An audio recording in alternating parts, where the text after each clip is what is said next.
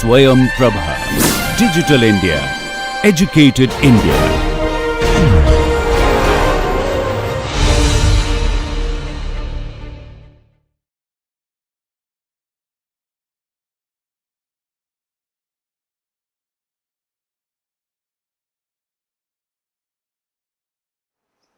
All right, so we continue with our efforts towards trying to define properly mathematically what is the curvature of a curve at a point. Okay, and if you think about it in a intuitive kind of way, if you parameterize the curve, then the by gamma of t, where t is a parameter varying on the real line or an interval on the real line, then gamma dot gives you the the velocity, okay, d gamma by dt, okay, and gamma is a point in the plane that is varying with t, which traces the curve as t varies, okay, and gamma dot is the velocity. Therefore, gamma double dot should be the acceleration, okay, physically. On the other hand, you see, what is the curvature? The curvature is the rate at which the curve is turning. The rate at which the curve is turning can be measured by the rate at which either the tangent is turning or the rate at which the normal is turning, okay, and of course the tangent is given by gamma dot. Therefore, the rate at which it is turning is given by d by dt of gamma dot, which is gamma double dot, and therefore that should give you the acceleration, that should give you the curvature. So the acceleration must be physically the curvature, okay. Now, but the point is that when you say acceleration is the curvature, there is some normalization that needs to be done, that is the speed of the curve needs to be normalized. And there are several ways to justify this, but the way we ended last lecture was coming to an agreement that we will define the curvature of a curve to be the magnitude of the acceleration provided the curve is unit speed. Okay, so the question is, why you need to have this unit speed business? Why do you have to normalize the speed?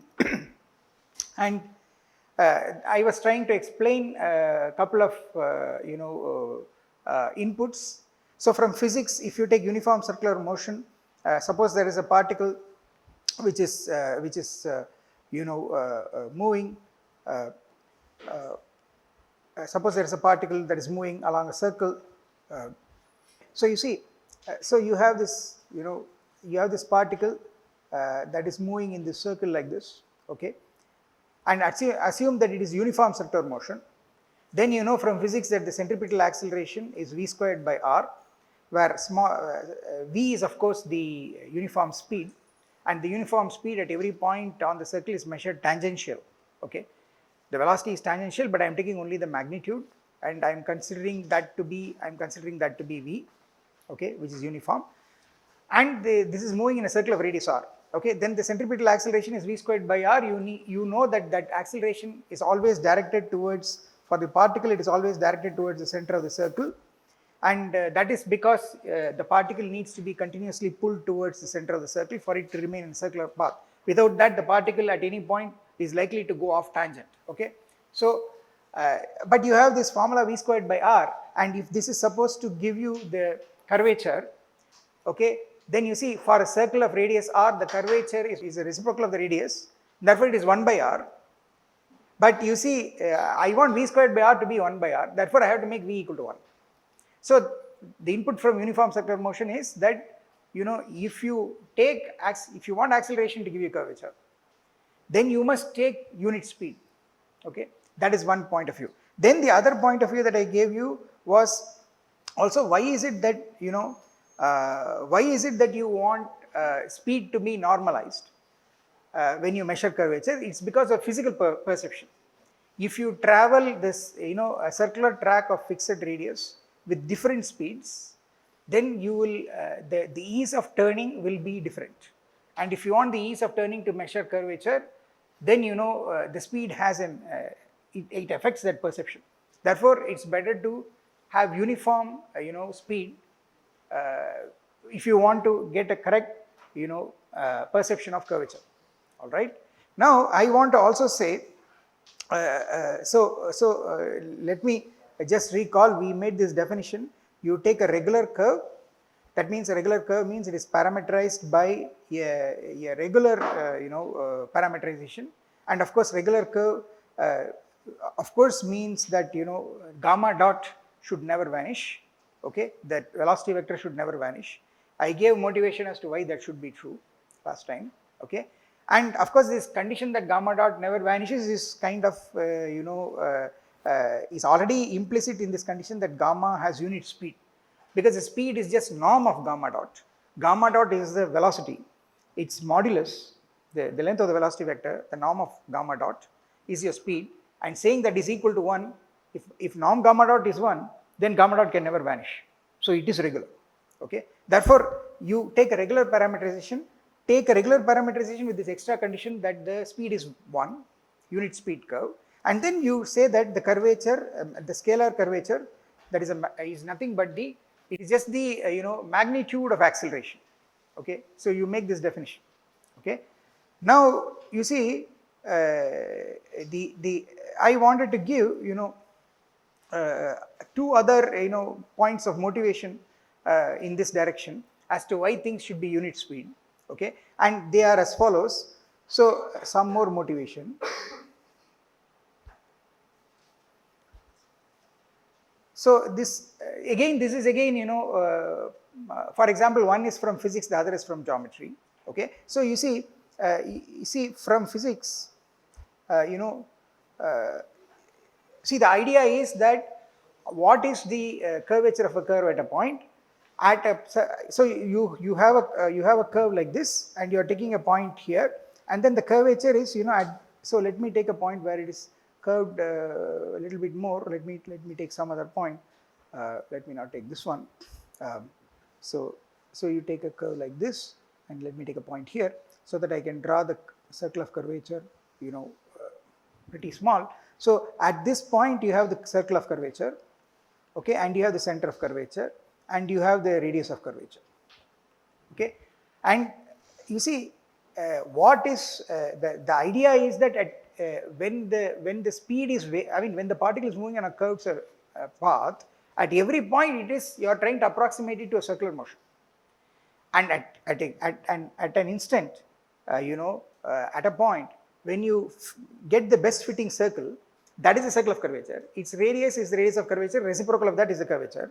And you can see, if you again use instantaneously at that point, if you use physics, then you see the centripetal for the object, suppose the object is traveling like this, so instantaneously at that point it is circular motion in this direction, okay, and therefore the centripetal acceleration should be directed towards the center of curvature, okay. But understand that you see the tangential velocity will be like this, it will be gamma dot. If you call this curve as gamma is equal to gamma of t, okay, then the tangential velocity, the velocity will be gamma dot, okay. And look at what you want.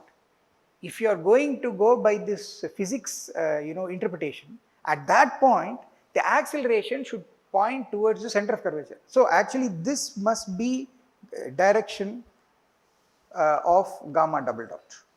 I mean, if you believe that you are thinking of circular motion, of course this is not a body traveling in uniform circular motion on a circle, okay, but at an instant I am I'm approximating it to a uniform circular motion by looking at a circle, and if I go again by that, at that instant it's as if it is turning along that circle with uniform speed, the speed being the instantaneous magnitude of the instantaneous velocity at that point, okay. But if you even think of it like that, the acceleration should be directed towards the center of curvature. So you see what happens is that you see your gamma dot should be perpendicular to gamma double dot. You see this, okay, and because gamma dot is in the tangent direction, gamma double dot is in the normal direction, they have to be perpendicular. But you see what is this condition? See, this is the same as saying two vectors are perpendicular if and only if the dot product is 0. So this is equivalent to saying that gamma dot gamma double dot must be 0. The two vectors are perpendicular, so this dot in between is the dot product of two vectors, and I am thinking of gamma dot, gamma double dot, all of them as vectors, okay. Either you think of them as points in space with coordinates, or you think of them as position vectors of those points. So this dual point of view will always be there. So you see, this is, so gamma dot, you want it to be perpendicular to gamma double dot. That means you want gamma dot dot gamma double dot to be 0.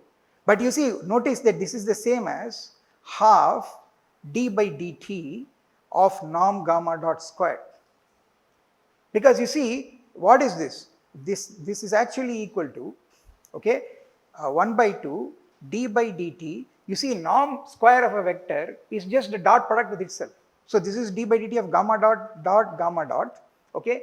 And you see, if you apply the product rule to this dot product, what you will get is d by dt of gamma dot times dot with gamma dot again. So this will, see, you see that this, you see, if I have two vector quantities, let us say a of t and b of t, and you have dot of this and you put d by dt, okay, then you see this is going to be, so let me put an arrow just to, then by the usual product rule applies. This is d by dt of the first vector times dot product with the second vector as it is, plus the first vector as it is, dot product with d by dt of the second vector. Okay, this is the product rule that works. So you see this, if you do d by dt of gamma dot dot gamma dot, this will become half, this will give you 2 gamma dot dot gamma double dot. Okay, and you see that this is, if you cancel this 2 out, this is exactly gamma dot dot gamma double dot. And you want gamma dot dot gamma double dot to be 0. You want gamma dot to be perpendicular to gamma double dot. So you want this is equal to 0. Okay, but when will the derivative of something be 0? Only if that is constant. So this is true if and only if norm gamma dot is constant. That means the speed is constant. So you see, you also get this, intuition from physics that you have to make gamma dot constant. If you want to, making gamma dot constant is not only significant that it gives you a uniform way of perceiving curvature, it also gives you this additional thing that always it ensures that the tangent vector is perpendicular to the acceleration vector. The acceleration vector is always, it ensures that the acceleration vector is always pointing towards the center of curvature, which is what you want, okay. And that much should happen, okay. And therefore what happens is that if you have a gamma t parameterization such that the acceleration vector is not pointing towards the center of curvature, then it is certainly a situation where the speed is not constant. Then this does not agree with the physical intuition. Okay, so this is another motivation as to why you must have gamma dot constant, why you should have the speed constant. Okay, and of course we take the constant as 1. That is the reason why we define the curvature to be the magnitude of the acceleration of a unit speed curve. Okay, and remember, unit speed means gamma dot cannot vanish, and so it is a regular parameterization. Okay, there is of course this raises a question. The question is there always a regular parameterization with unit speed for a regular curve? And the answer is yes, and it's because of the existence of the idea of arc length, which you all know. I will explain that. But this is another motivation that why you should have unit speed in your definition. Okay, and let me give you yet another motivation as to why acceleration, magnitude of the acceleration should give you the curvature. All right. So this is also kind of geometric, but you see it is very, very close to the original way in which we got the formula for radius of curvature and curvature. What we did was we took a curve, we took a point, we drew the normal at that point, then we took a nearby point and drew a nearby normal. These two normals intersected at a point, and then you tried to get limits for the coordinates of this intersecting point as the nearby point comes to the given point. That's how we found the coordinates of the center of curvature. We used plane geometry and calculus, simple calculus, to show that such a limit exists, and we derived the formula for the radius of curvature and the curvature. Okay. Now it is the same point of view, but look at it like this. So this is another input, okay, as to why the magnitude of the acceleration should actually give you the for a unit speed curve, why should that give you the curvature? Okay. So so let me draw another picture. So you see it's like this. You have another input. This is from let us say geometry and Taylor series. Okay, so this is, so it is like this. So you have, so you think of a curve like this. This is your gamma equal to gamma dot, gamma is equal to gamma of t. All right, and I see what I do is I have this point, I have a point given by gamma t. Okay, and here I have, at this point I have this gamma dot t. This is the tangent direction. So I will just draw a line like this. So this gamma dot t tells you the direction of movement of the point on the curve as it traces the curve at the point corresponding to t. Okay, no, what's your question? See, the sine curvature is something that that is a sign you have to put to the curvature when you consider the signed normal. See, when you want a uniform normal direction, you want a formula for curvature that works in all cases. In all cases, when you have a parametrization of a curve, you have a well-defined tangent direction always. The question is, normal direction, it's not well defined. There are two possible directions along the normal line. So we want to fix one for sure, and so what we do is we take the tangent vector and then we rotate it counterclockwise by 90 degrees and call that as the signed normal. And the problem with the signed normal is that if you traverse the curve in different ways, it may or may not point towards the center of curvature. Therefore, in that case, what you have to do is, when you write the equations, to get a uniform equation in all these cases, to include both the case when the signed normal is pointing towards the center of curvature and the case when the signed normal is not pointing towards the center of curvature, you want to use the same formula. You want it to be valid. What you have to do is that you have to change the sign of the curvature. Okay, if you change so that is why you introduce the signed curvature. Okay, so the direction of the normal here, you see, we are taking one of the directions. Essentially, we are taking the direction that is pointing towards the center of curvature. So that is how we are looking at it geometrically. Okay, but in generally, as you rightly say, it may be pointing away from the, if you took it the other way around, it may be pointing away from the center of curvature. Okay, and then you will have to put a sign in the curvature to make all your vector formulas correct.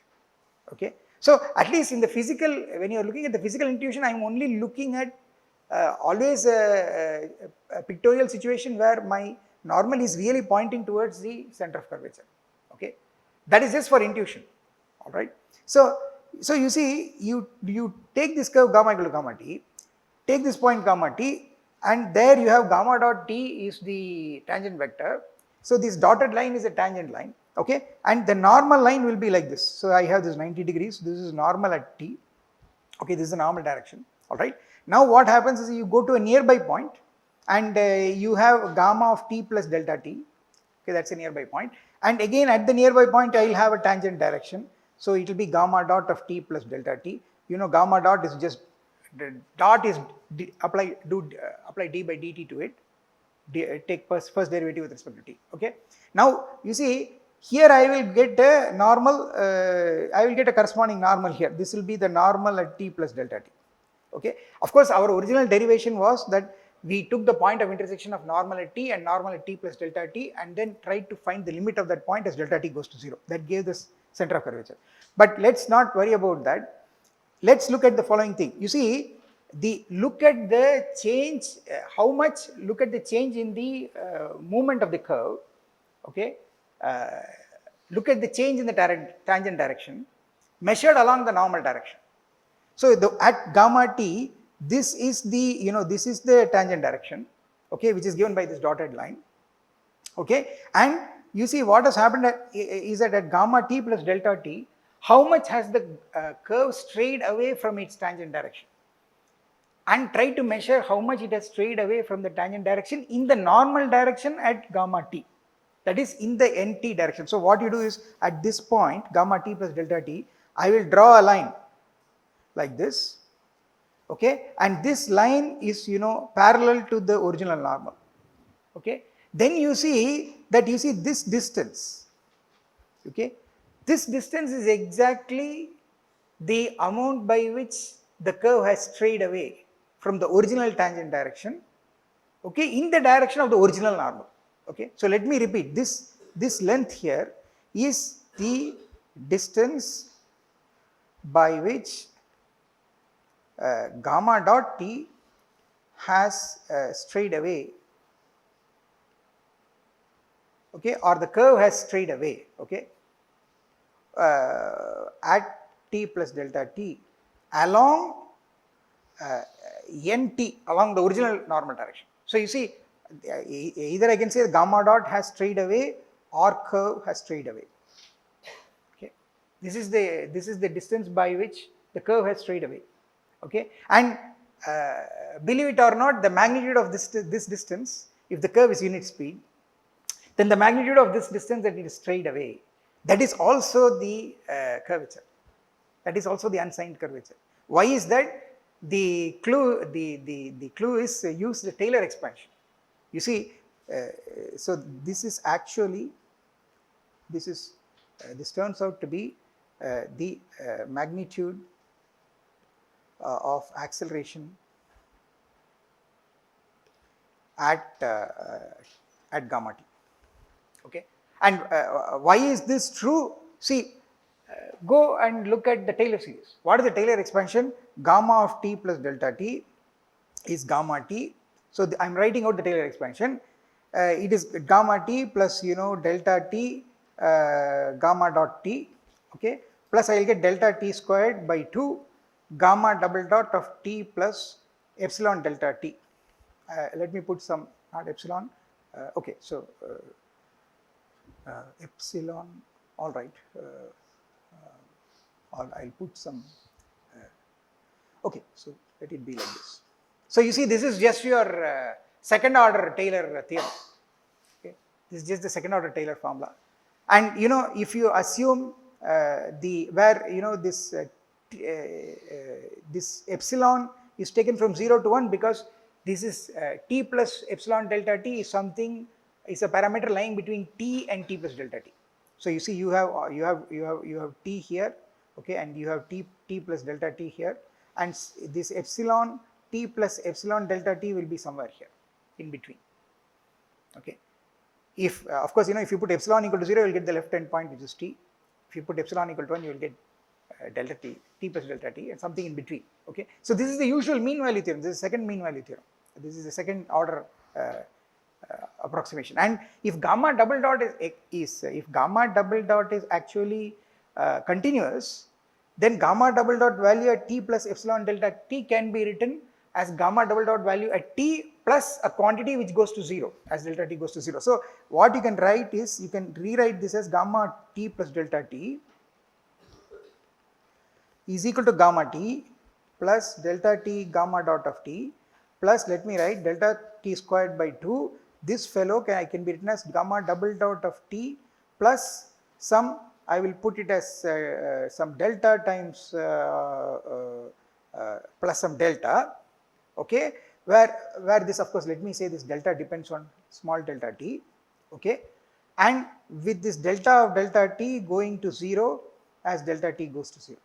Okay, this is because I can the gamma double dot value at a nearby point t plus epsilon delta t is the gamma double dot value at t plus a quantity which goes to 0 as you approach that point. That is just by continuity of gamma double dot. Okay, remember that all the curves that we are using are going to be second continuously differentiable. You need the second derivative because that's what the curvature is. So that's a minimum assumption. So you see, so this conversion from here to here is actually due to continuity of, so I'll write this as due to continuity of gamma double dot at t. Okay, so now look at this. Look at what is this deviation. So this is, if I call this a deviation, okay, this is the deviation d. Okay, look at that deviation. See, if you look at it, it is see, if you look at this picture, it's very clear. See, in this picture, see, so you see, look at this, look at this vector. This is gamma of t plus delta t minus gamma t. Okay, and what is this length?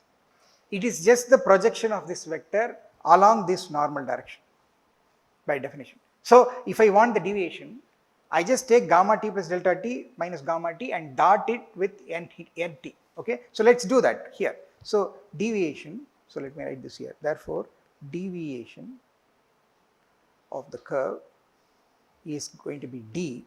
This is gamma t plus delta t minus gamma t. You dot it with nt. Okay, where nt you think of it as unit.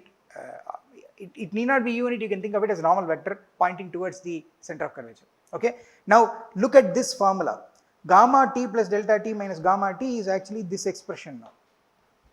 So this will be equal to delta t gamma dot t plus delta t squared by 2 gamma double dot t plus a delta small delta t. It will be this. So this is, mind you, these are all vectors. Gamma is a vector, gamma dot is therefore a vector, gamma double dot is also a vector. And I am doing basically vector algebra. So I do this dot, but you see what again, assume the curve is unit speed. If the curve is unit speed, then what is it that we know? That is equivalent to saying that the acceleration, okay, gamma double dot is along the normal direction. All right. So if you look at it, that first and foremost, this dot is 0. That's because you see, this is the tangent at that point.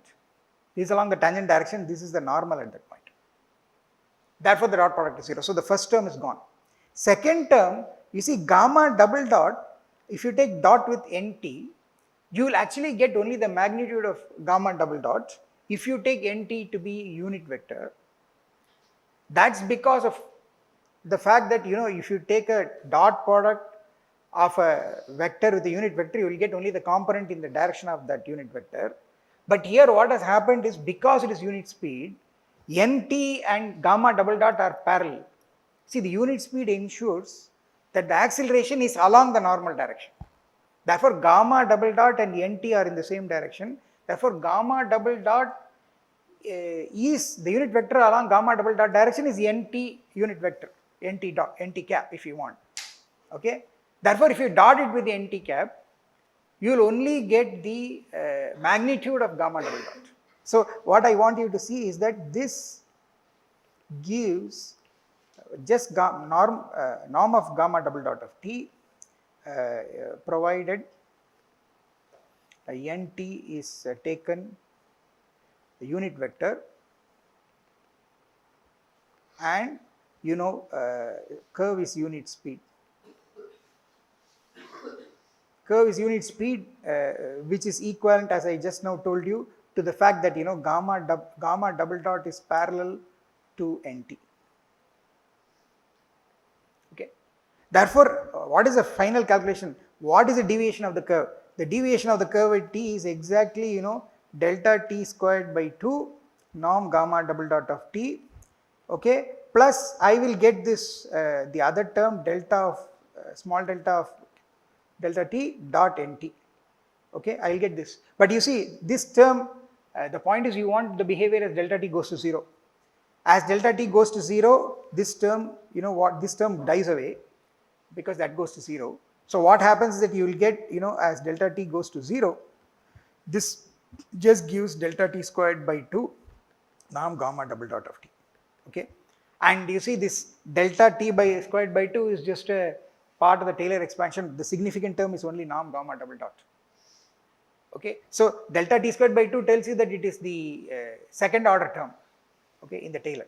But what is the constant? The constant is this. It is the magnitude of the acceleration.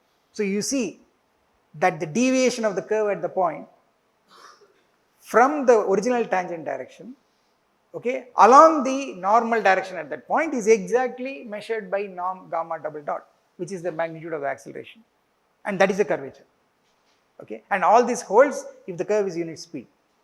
Okay, so you see that this is another way of justifying that definition, that the curvature of a curve is you make the curve unit speed and measure its magnitude of its acceleration. all right. So this is another justification using Taylor's theorem, right. So these are all various ways of saying the same thing, but I am just trying to, convince you how natural this, putting in this constant speed condition and taking that constant to be 1 is kind of very natural, okay. It's not just a mathematical condition, it's physical, okay. Yeah, so if the curve unit speed or constant speed is the condition that the norm gamma double dot is constant. The norm gamma dot is constant. Okay. See, gamma dot is a velocity, norm gamma dot is a speed, the magnitude of the velocity is a speed. You want that to be constant. Of course, it is irrespective of whatever I am going to write has got nothing to do with whether the constant is 1 or not, because I am going to differentiate it and it is going to become 0. But you see, this is constant, this is equivalent to what? This is equivalent to its square being constant, okay. And this is equivalent to, now you see, use the fact that the norm square of a vector is the dot product of the vector with itself. So this is just gamma dot dot gamma dot equal to constant, okay. And this is the scalar product, okay. This is constant if and only if, the derivative is 0. So I want d, so d by dt of gamma dot is 0, but then now you apply product rule. D by dt of gamma dot will, this is the same as saying that 2 gamma dot gamma double dot is 0. But this is the same as saying that, this 2 is just a constant. It is the same as saying gamma dot gamma double dot is 0. That is the same as saying gamma dot is perpendicular to gamma double dot. And but gamma dot is also perpendicular to the normality, okay. And therefore these two have to be parallel. So the acceleration is along the normal direction. So the constant speed gives you that. You see, that's the whole point. So these are all various motivations as to why you should have constant speed. And of course, that constant we always take it as 1. Okay, it really doesn't matter. Okay, so so this is again trying to justify, our definition, that if you want to, because definitions are very, very important. You should have a proper physical basis for a definition.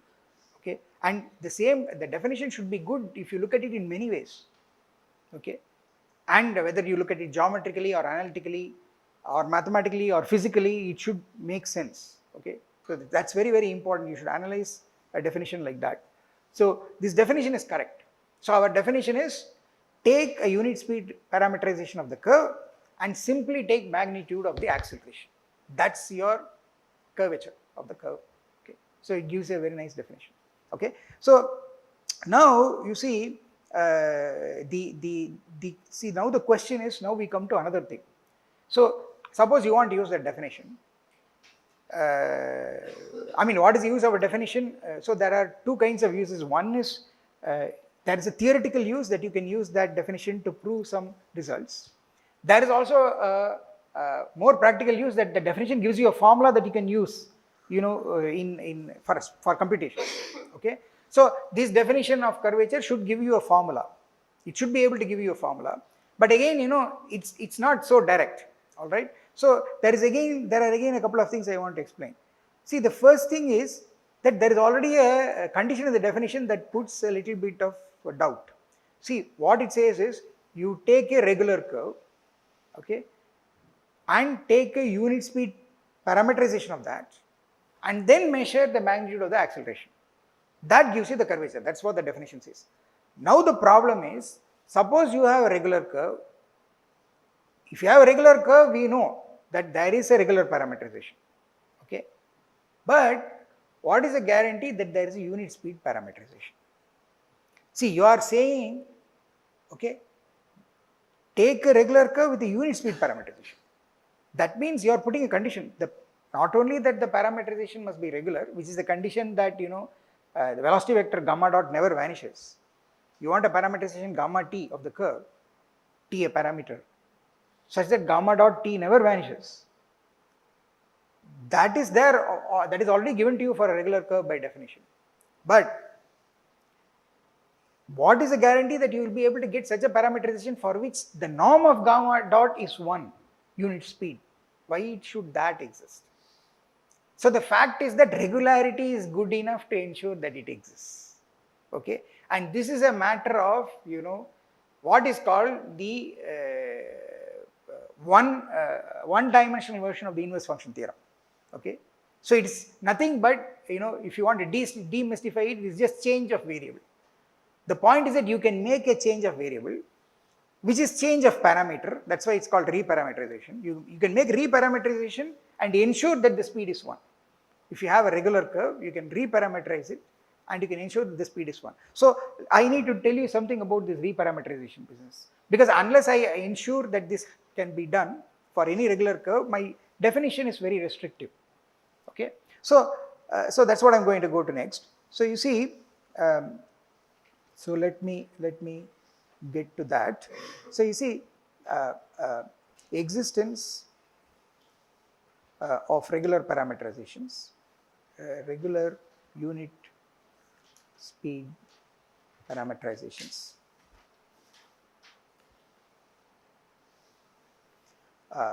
And of course, why is this existence, why is the existence coming? It's because of two things. It's the inverse function theorem, okay, in the one dimensional case mathematically, okay, but physically also it has a meaning. It's because of arc length. Okay, so you see, the point is that physics is also there helping you, and there's also the corresponding mathematics. So mathematically it's the inverse function theorem, physically it's the arc length, okay, which is a very common thing that you have learnt about even in school. Okay, so you see, so let me just write this: existence of regular unit speed parameterizations and arc length. So the first thing is, you have to understand what is meant by reparameterization. What do you mean by reparameterization? So I already told you. See, let us take so the idea of reparameterization.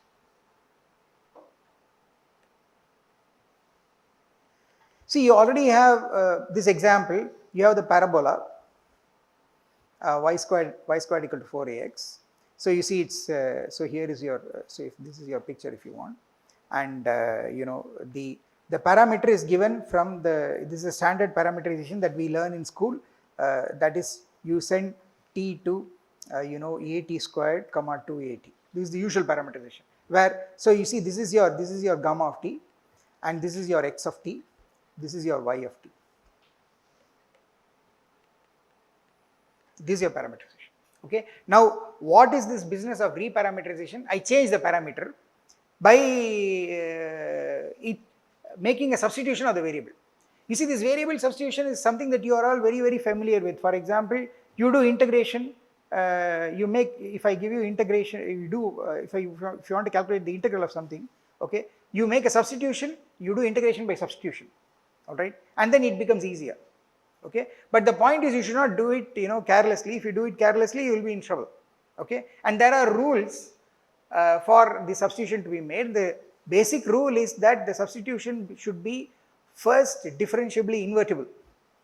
Okay, so I just want to explain that point. Okay, so so here you see what you do is that you see here I have here the real line. Okay, and then to the R2 I have this gamma. Okay, and you see this is just t going to at squared comma 2at, right? Now what I can do is let us make a substitution. So there were two substitutions that I talked about even earlier. That is, you put, so one substitution I can do is put t equal to u squared. Okay, then what happens is that this is, now you see, for every value of u, so this is also going to go from R to R. Okay, and this is u going to u squared equal to t. Okay, and this is a substitution given by t equal to u squared, and you see what I'm going to get is I'm going to get a composition. All right, the composition is going to be this composition. If I call this as capital gamma, okay, this capital gamma of u is just small gamma of t now as a function of u, small gamma of u squared. Okay, it is a composition. So this arrow is this arrow followed by this arrow. Okay, and we put a circular arrow here to say that these are compositions. Okay, the direct arrow is the composition of all the other arrows. Okay, which start at the beginning of the direct arrow and end at the end of the direct arrow. All right. Now you see what is the problem with this substitution. See, the problem with this substitution is, you see, I already remarked that, you see, this substitution, this original parameterization we started with is a good parameterization. This is regular. Why is this regular? Because you see, what is gamma dot? Gamma dot of t is going to be differentiated with respect to t. I will get 2at comma 2a. And this is not going to be 0 comma 0, because you see this 2a is not 0. So gamma dot never vanishes. So this is a very good parameterization. It's a regular parameterization. Okay. And by the way, notice that this is not unit speed, because you see gamma dot has this component 2at that changes with t. The speed is actually, what is the speed? Norm gamma dot is actually square root of 2at the whole squared plus 2a the whole squared. So you will get 2a into root of t squared plus 1. This is the speed. And you see the speed, as t changes, the speed changes. So this is not unit speed parameterization, but it is a regular parameterization. Okay. The point is, I want a unit speed parameterization. Okay. So what I am trying to do is that I am trying to see whether I can make a change in variable and get it. Okay. So you see here, if I make this change of variable, you are going to get into trouble, because what happens is that for this gamma u, if you calculate gamma dot of u, which this dot now refers to u, d by du, so it's d gamma by du. But what will this be? It is, this is d gamma by dt at t equal to u squared into t by du by chain rule, right? This is a chain rule. And so what will happen is that, you see, d gamma dt at t equal to u squared is just, you just put t equal to u squared in this. So I will get 2a u squared 2a, okay, multiplied by this dt by du is what? Is going to be 2u, okay. And here is a problem.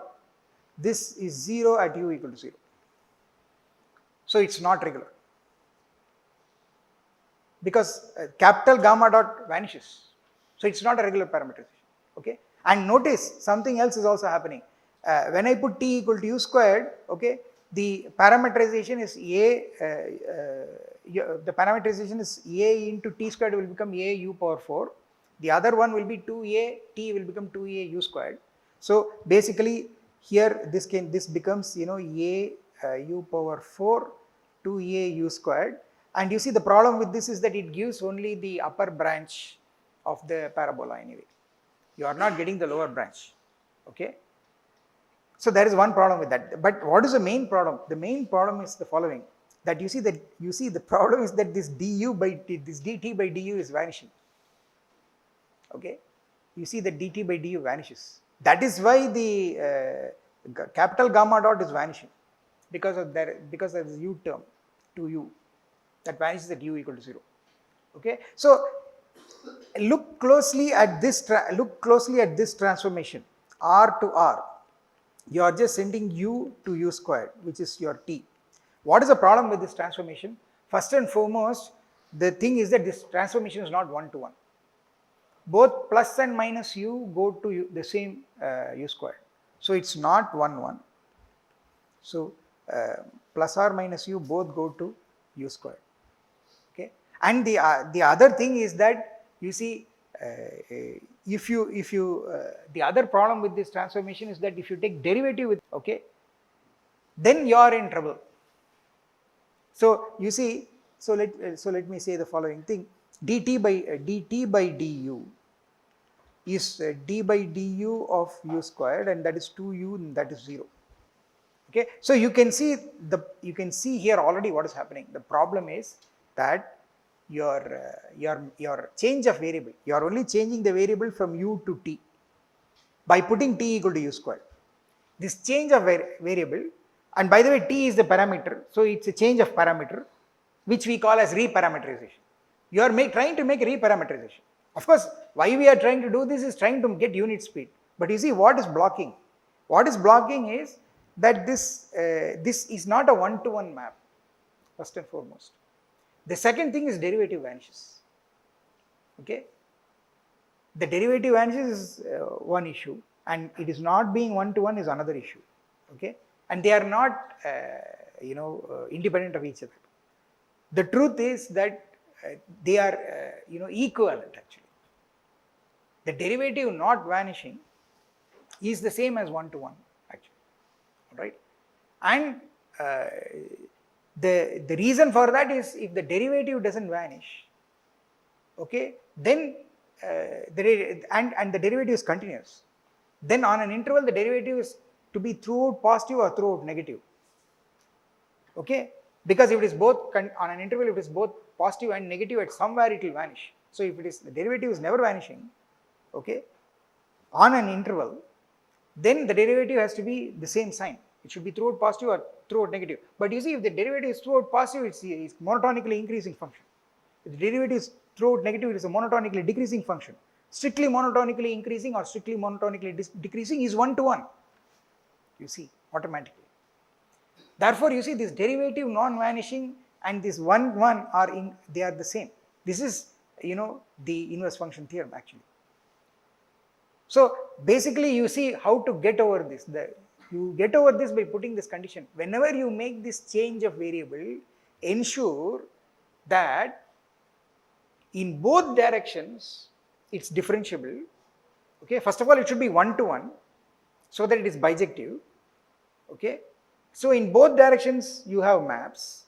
Bijective means you have an inverse map. The point is you want the inverse map also to have non-vanishing derivative and the forward map also to have non-vanishing derivative.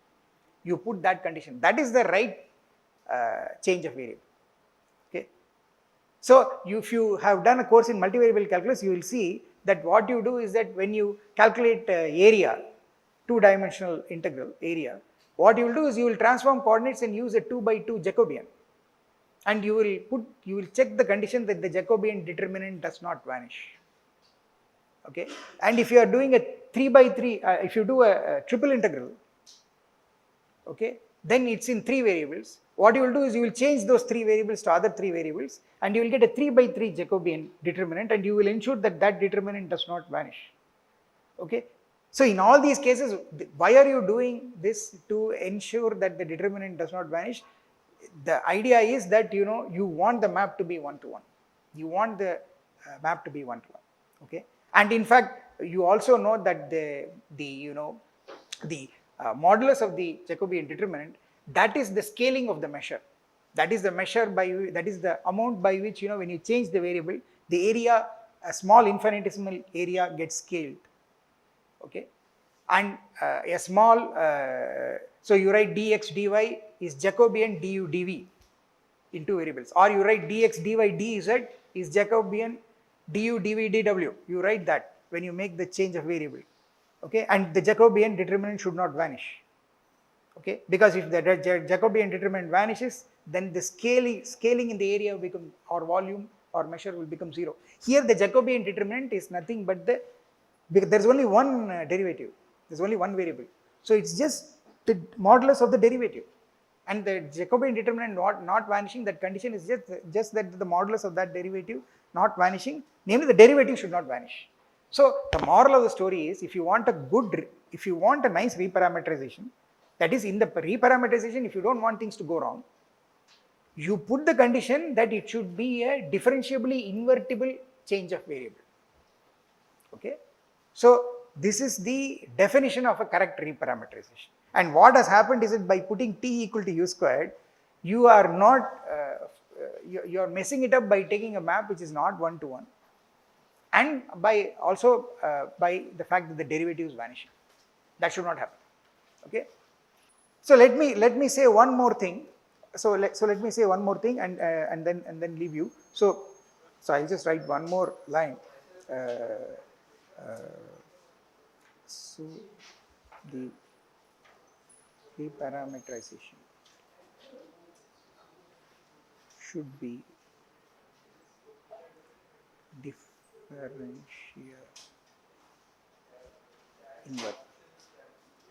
invertible. Okay. So I will expand on this in the next lecture again. Okay. So we will meet in the next lecture.